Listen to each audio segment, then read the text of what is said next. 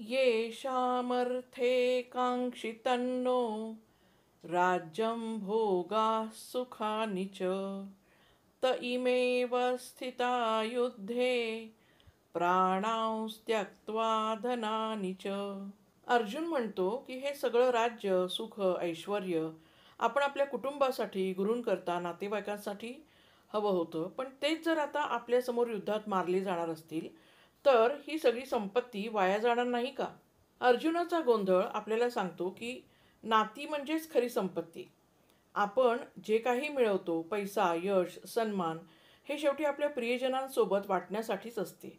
जर ती माणसं राहिलीच नाहीत तर त्या गोष्टींना फारसा अर्थ राहत नाही.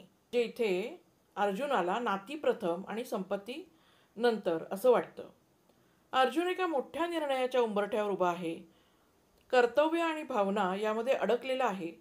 आपल्यालाही अनेकदा अशी स्थिती येते जिथे आपले निर्णय तर्क आणि हृदय दोन्हींच्या मध्ये असतात.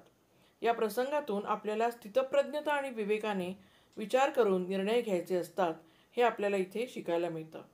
हे कर्तव्य आणि भावना यामधील संघर्ष आपल्याला पाहायला मिळतो. अर्जुन आंधळेपणाने युद्धाला तयार होत नाही. तो विचार करतो, मनात प्रश्न विचारतो. हे आपल्याला शिकवते की कोणताही मोठा निर्णय घेण्याआधी आपल्याला स्वतःशी प्रामाणिकपणे संवाद साधायला हवा.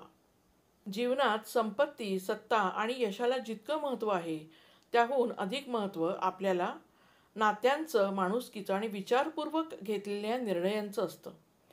हा श्लोक आपल्याला आवेशात नव्हे तर आत्मपरीक्षणातून निर्णय घेण्याचं महत्त्व शिकवतो. श्रीकृष्णार्पणमस्तू.